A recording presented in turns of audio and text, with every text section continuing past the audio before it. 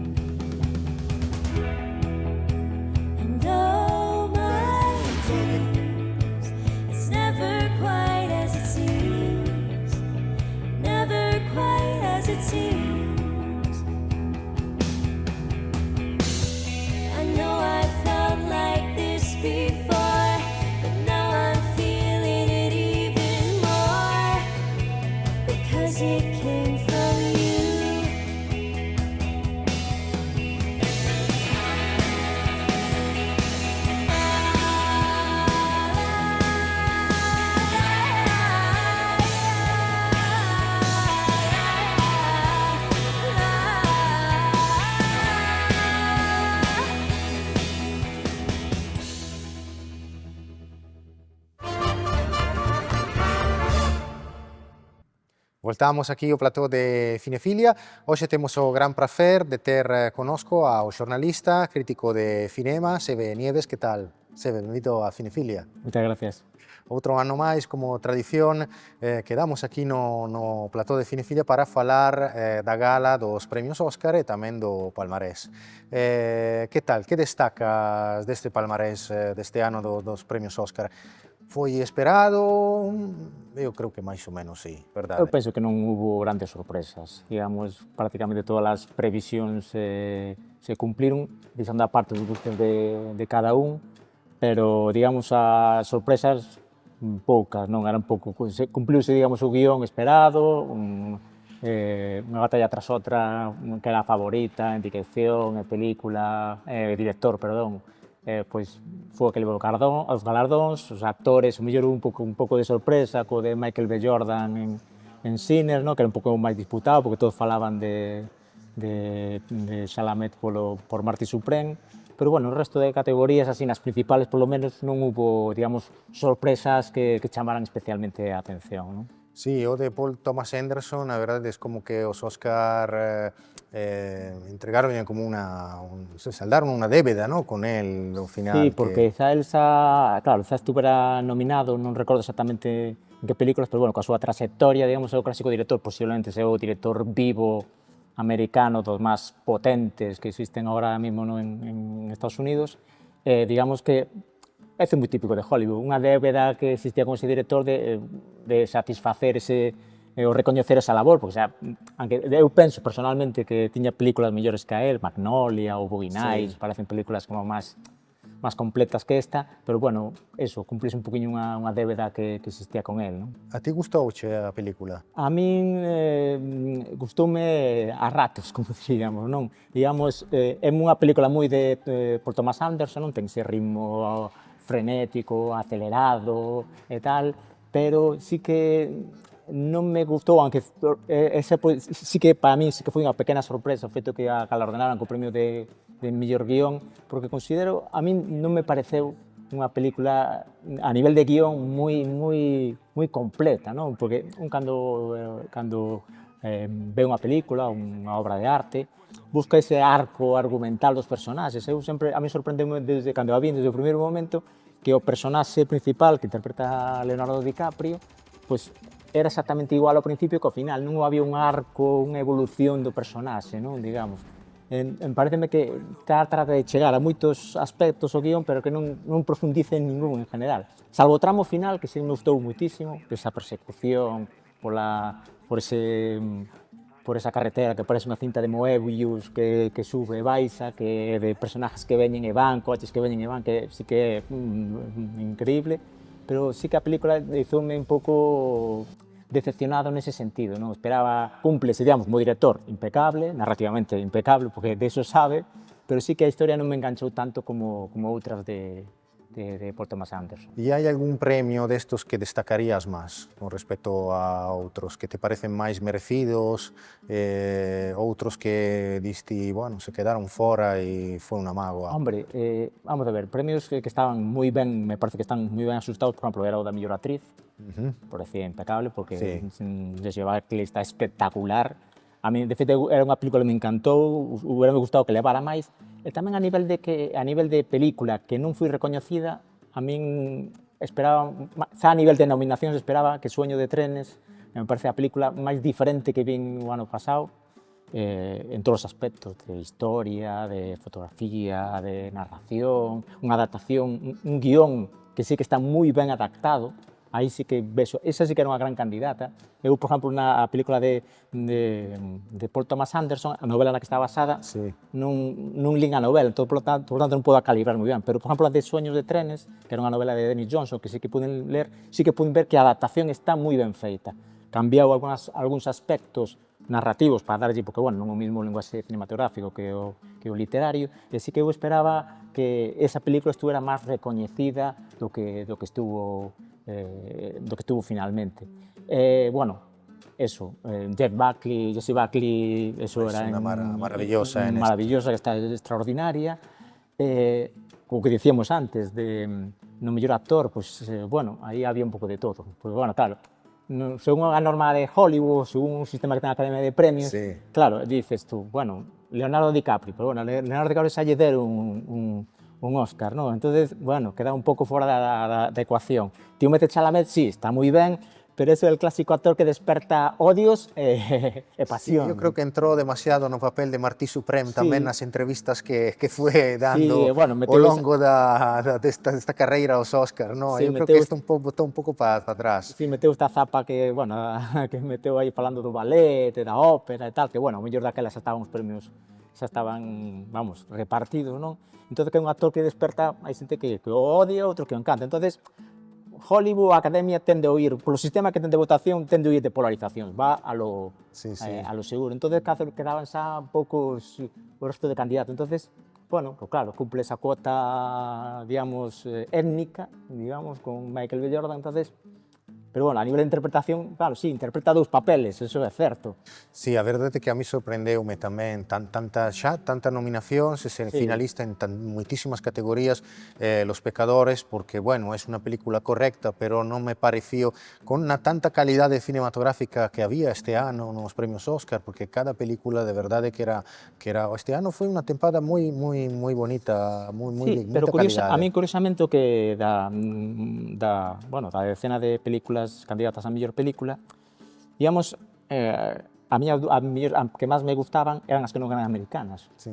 Valor Sentimental, unha película con guión, historia fantástica, a Brasileira, que tamén está fantástica. Agente Secreto é unha gran película. Entón, claro, digamos que, bueno, logo está Hamnet, que era a película que a mí máis me gustaba as americanas, pero que dis tú, a de Pecadores parece unha película simplemente correcta. Ten un arranque moi potente, esa historia sureña, Mississippi, non? En Mississippi, o tema do racismo e tal. A música, o blues, as raíces. Pero tamén é certo que se tú faz o análisis ou o exercicio de vamos a quitar a música e vamos a quitar esa fotografía fabulosa, todo ese tema de diseño de producción, ao final non che queda tanta cousa, non? Digamos, non ten tanto atractivo, máis, claro, logo cando derivaban noutro género de vampiros e de tal, se terminaba un pouco de fastidiar, non? Sí, a verdade, eu sempre aplaudo tamén cando son películas de xénero que chegan a ser finalistas, os premios Óscar non son moitas, pero a Weapons tamén, que era unha boa película. Sí, esa, a The Weapons, digamos, pero esa é a clásica película americana, a clásica película yankee, non? Narrativamente moi ben feita, con sustos, con esa estructura moi americana, ¿no? El colegio, a rapaza, los sustos, el impacto, ¿no? Pero bueno, digamos, eran xa películas máis académicas, digamos así, ¿no? Sí, pero non chegou a tanto tampouco. No, porque, bueno, eu tampouco considero que sea unha por exemplo, nese sentido, gustoume máis a de Paul Thomas Anderson nese sentido. A de Weapons, pois eso, é a clásica película que ves, disfrutas do momento porque te mantente en tensión, eso é indudable, non? Narrativamente impecable, non? Estás aí enganchado á pantalla 2 horas e pico que dura, non? Pero digamos que unha vez que termina a película, pois seguramente o ano que ven non nos acordaremos demasiado da película, quedará aí, recordarála, tal, pasaches un bo momento, pero non trasciende, non? As outras películas buscan un pouco máis trascender. A única é a película americana que tal era Hamnet, que me gustou moito, como digo, e logo Soño de trenes, que sí que me parecía que merecía mellor. Íamos a falar agora das películas que estaban finalistas como película de non fala inglesa, que aí tiñamos director galego, produción española galega, Oliver Laxe con Sirat. Non pudo ser, porque, bueno, ao final gañou o Valor Sentimental de Joaquin Trier, que de todo xeito era entre as favoritas tamén, xunto con Agente Secreto, outra gran película, neste caso de Brasil. Que opinas sobre este resultado? Pois, a verdade que non me sorprendeu. Sirat me parece unha película fabulosa, totalmente, iba a decir, case a contracorriente do que é o cine español, non? É un cine sensorial, totalmente distinto, pero neste caso dos Óscar que tiña unhas rivales moi potentes. Claro, estaba Valor Sentimental, que a mí parecíame das candidatas, de feito, das candidatas parecíame das mellores, por min depender, ou a xerado o Óscar a mellor película, e logo tiña a de Panahi, un Sin Precedentes, que tamén a película fabulosa, con unha historia, un guión asombroso, a Brasileira, a La Voz de Jaén, que mellor non era cinematográficamente unha gran película, pero esas películas, como diríamos, morales, non? Esas películas necesarias. Entón, claro, os rivales eran dunha entidade brutal. Entón, claro, o Valor Sentimental, a única opción era a favorita, porque todos pensábamos, acertamos neso, de que non iba a gañar a mellor película. Suele pasar moitas veces, non? Que unha película que está candidata na categoría de mellor película internacional é de mellor película, mellor produción. Entón, claro, pensan, bueno, se non lle van a dar en mellor película, van lle dar en película internacional. E aí, nese sentido, claro, bueno, e tiña unha cousa importante, un detalle tamén importante, que era os académicos que votan. Sirat, Laxe, fixo aquel comentario que foi un pouco de polémica, de que os brasileiros teñen moitos académicos, e non lle faltaba certa razón, é unha cuestión puramente estadística, non? Claro, Esa fue la forma, ¿no? Desafortunada un poco, ¿no? Sí, de fui, decir claro. que presentarían un zapato y votarían igual. Sí, claro, ¿no? porque, bueno, fui a mal, yo mellor fallou ya a maneira de dicilo, pero Sí. bueno, estadísticamente Pero así. bueno, ten cierto grado de razón ten tamén. claro, porque é un país moi grande, non? Con moitos votantes e moita historia, Y que non? están muy unidos también. Es decir, cuando se trata de apostar por una película que llega de su propio país, pues apuestan por ella y me parece que está muy bien eso. Sí, sí, no, además é cine americano, o sea, está no, digamos, estaba no seu propio continente, digamos. Entonces, aí nese sentido, Sirac, claro, é unha grandísima película, pero, claro, as outras non eran menos tamén, Sí, o sea, sí. tampouco podemos facer aquí un exercicio de a mellor do mundo, non? Claro. É unha grandísima película, fantásticamente dirixida, a min personalmente pareceume a das mellores películas do ano en España, posiblemente en Europa, premiada creo que foi en Berlín ou en Cannes, non recordo moi ben. En Cannes. Entonces, pero bueno, claro, o resto, para o sentimental, que tiña unha historia tan fabulosa, un guión maravilloso. Esas películas que dis tú, esta é unha película onde todos os criterios se cumplen. Unha dirección fabulosa, un guión fantástico, uns actores todos, absolutamente todos, perfectos, que hasta me sorprendeume que non lle deran a esa película o premio de esa categoría nova que había, Sí, mellor sí. casting, porque claro, aquí todos os protagonistas, o pai, as fillas, os personajes accesorios, estaban todos a un nivel altísimo, de feito estaban todos Sí, nominados, estaban. A Renata Reisbe como actriz, Stellan Skarsgård tamén como actor de reparto, a que fai da Irma, que non recordo o nome, tamén estaba como actriz de reparto, o sea, era un nivel altísimo. Y con respecto a Gala en sí mismo, ¿destacarías algo así en general? Bueno, a gala, digamos, fui moi sin sorpresa. Mira que últimamente nos estamos acostumbrando a ver algunha cousiña, ou unha sorpresa en canto a premio, un escándalo famoso aquel que recordamos da bofetada de Will Smith. Recordaba agora mesmo. Claro, ou mellor o condutor da ceremonia, que a veces cos seus chistes particulares, pero digamos que Conor O'Brien é un tipo que moi divertido, pero sempre que non entra nunca a trapo, digamos, non entra nunca a ser moi incisivo, fai humor, moi correcto, que algunha pulla interesante, pero sin máis. E logo, claro, como non houve espacio para sorpresas, cumplíronse moitos pronósticos, entonces non houve a gala, discurriu con certa normalidade. Quizás houve un pouco de polémica aí nos premios no In Memoriam, non? De que, bueno, parece que cando se pasaban os falecidos do ano anterior, pois teronlle moito peso a Robert Redford e a Carl Reiner, que sorprendeu un pouco, como se hubiera falecidos ou desaparecidos de primeira, de segunda clase, non? Pero fora desa fui moi correcto. E logo, como son todas estas galas, moi larga, porque é inevitable, un montón de premios que entregar, inevitablemente son 3 horas de televisión, o mundo de hoxe vai moi acelerado, a xente gustalle cousas rápidas, acostumbrada ás redes sociales, entón, claro, calquera cousa que se escape de certa duración cansa un pouco, pero aquí non hai moita escapatoria, non? 2 a 3 horas, pero bueno, non houve nin sorpresas, nin divertida. Os expertos que de galas televisivas dicen que, bueno, que non fui das piores, o sea, que, bueno, eso é un avance. Pues quedámonos entón con esto e agora xa non temos máis tempo a disposición. Esperamos que non sexa a gala dos Mestre Mateo que vai ser o sábado tan longa, esperamos que non sexa máis breve. E que traíamos algún premio para casa. Bueno, xa ser finalistas, eso xa lo dicía tamén Oliver Laxe, xa é unha oportunidade e é un logro importante, así que nós estamos contentos xa de estar aí tamén. Pois moitas grazas, Eve, e se non nos vemos antes, seguramente, ou mellor sí, para comentar alguna outra película, o movimento cinematográfico, alguna cosa máis, pois se non, o próximo ano, para a próxima gala dos Óscar. Cando que iras. Grazas. Grazas a ti.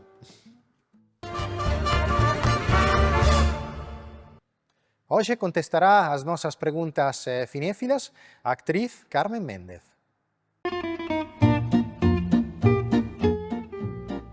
Son Carmen Méndez, son actriz, recentemente directora, e son de San Miguel de Neira de Rei. Vin onte Nouvelle Vague, de Linklater. Yakarta, que me encantou e que está maravilloso o actor protagonista. Pois, como vin Nouvelle Vague, antes de ver Nouvelle Vague, vin al final de La escapada de Godard, porque Nouvelle Vague é un tributo a esa peli, entón creo que vou decir esa, porque me gustou moito volvela a ver e disfrutei moito. Penso que vou decir Sirat, porque como é de Oliver, pois podemos decir que é galega, e que oxalá que teña moita sorte aí na carreira que está emprendendo aí en diversos premios. Pois alguén que este empezando diríalle que sexa fiel a si mesmo ou a si mesma e que confíe no que é, no que ten, no que sexa, que non intente buscar fora, senón que busque dentro.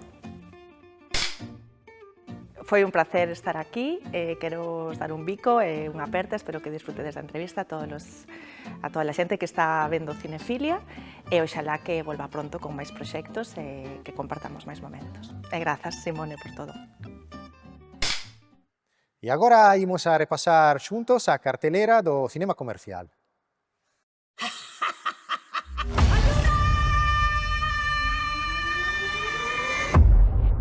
Con La novia, Gyllenhaal decidió cambiar completamente de registro.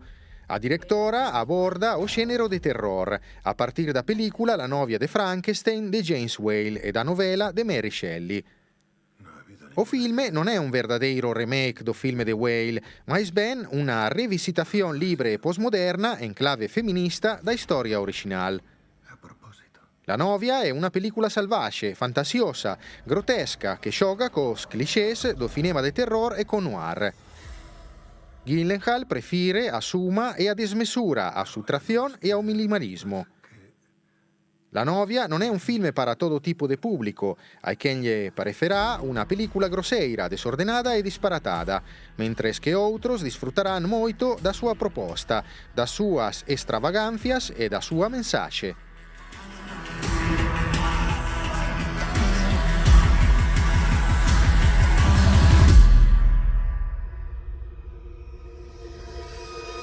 Venga, grandullón. Soy una persona agradable. ¿No quieres jugar? ¡Rocky!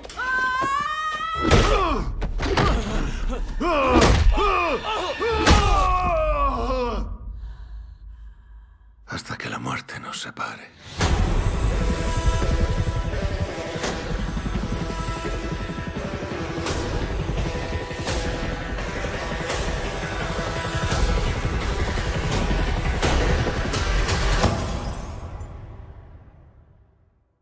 ¿Cómo me llamo? Espera. No me acuerdo.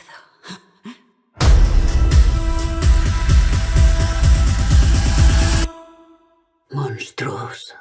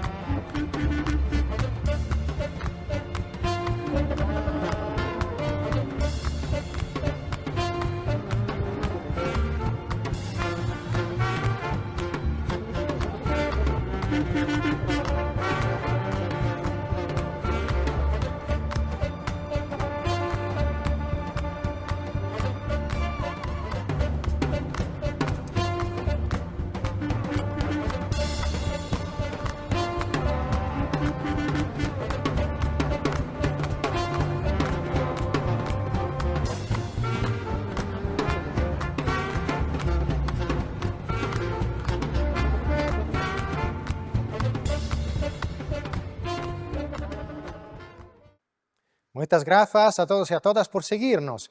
Vémonos la semana que viene, aquí en Telemiño. Mientras tanto, como siempre, buone visioni!